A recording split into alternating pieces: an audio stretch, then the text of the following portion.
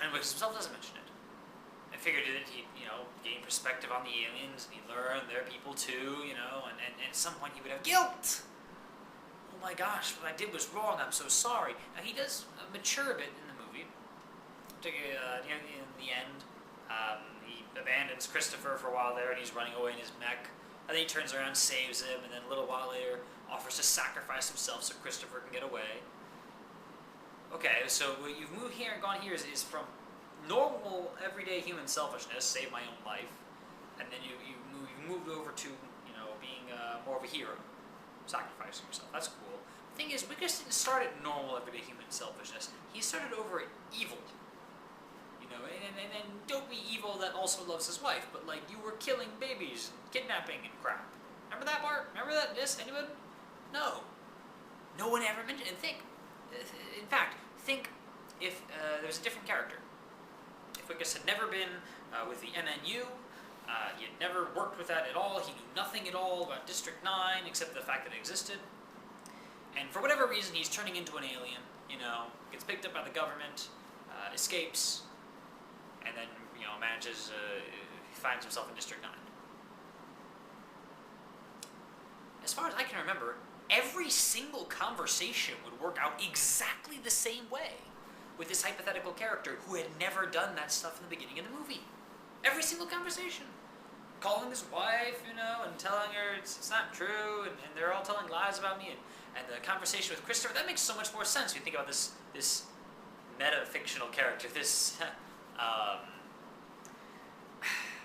this new character we've invented, the guy who never worked at MNU. Oh, that guy shows up at Christopher's place. Christopher knows nothing about him, and his main reaction is, hey, you're a fugitive, get out of my house because I don't want the heat coming in here because I have the command module under my house. But no reaction of, hey, aren't you that freaking jerk from yesterday? No. He's reacting to this other character I've just described, rather than the one we just set up who was kidnapping and so forth. Yeah, what guilt there could have been. What feeling there could have been as he's turning into an alien. There's the biggest gap right there. And there are a few others, which is to be a very long video to describe it. Good stuff to this, but I have to point stuff out as I see it. If I were writing District 9, which wouldn't have been a big great, I could have improved the movie, really, if they let me into the room. If I'd been writing District 9, though, I would have dropped the entire shtick about there are alien weapons that only the aliens can use.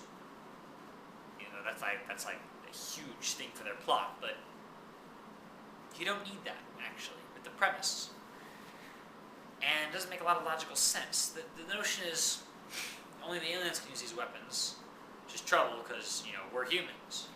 But wait a minute, when they capture Wickes, they make him shoot it. How do they do that? Well, they strap him to a gurney and they put his arm around it and they're like, pull the trigger.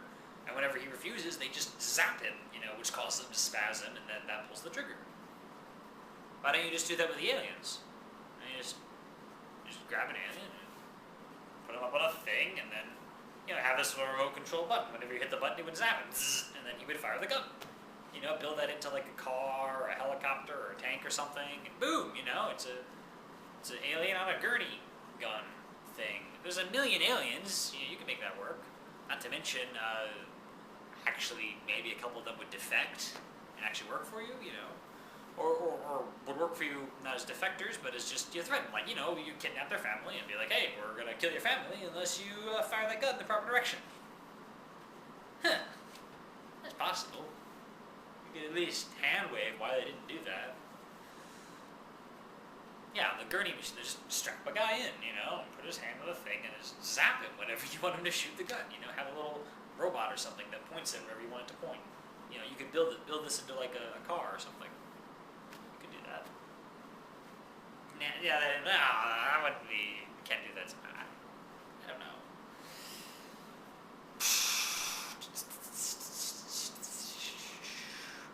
Things exactly how Lucas escapes the thing. I mean, he is an alien gun threatens.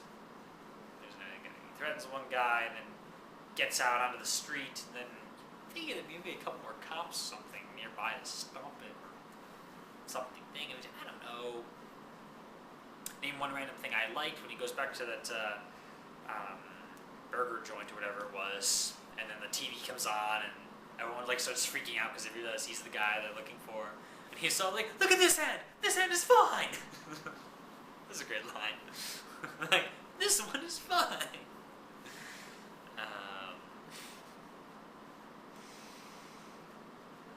Yeah, he shows up in District 9 again. No one knows who he is. Who's Christopher Johnson, by the way? He's apparently collecting fluid. This fluid which powers the spaceship, or the command module at least, and also turns humans into aliens.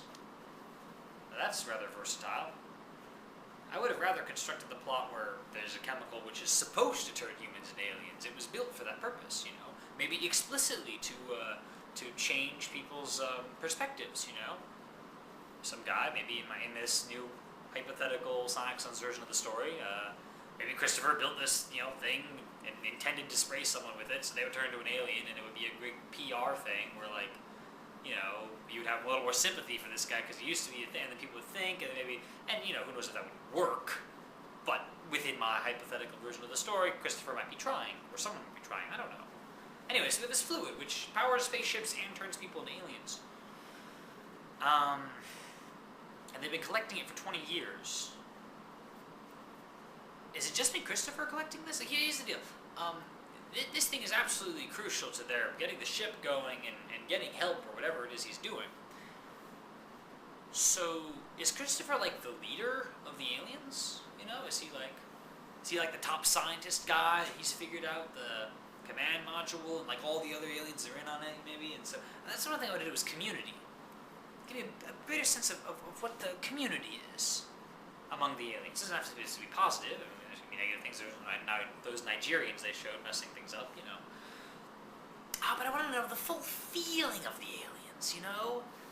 If I were writing this, I would have given Lucas so much more time among them and slowly coming to realize, and then there's a whole deal with guilt and the whole deal with, and other people just being pissed off at him, you know, because he's freaking the guy that was kidnapping, threatening to, and so forth. And then maybe them, you know, showing him a bit of forgiveness and so forth.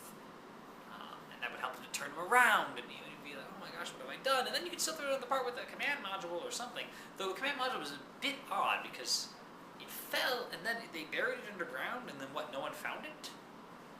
How did you do this exactly? It fell on videotapes. Like, okay, it must be in a straight line downwards from where you fell. You saw it fall, and then they did hand wave it. There was some construction guys like, oh, we looked for it for 20 years, we never found it. Like, how did they hide it exactly? It just fell straight down, and either they buried it right there, in which case, gee, the construction guys should have checked that place first, or some aliens like moved it on over.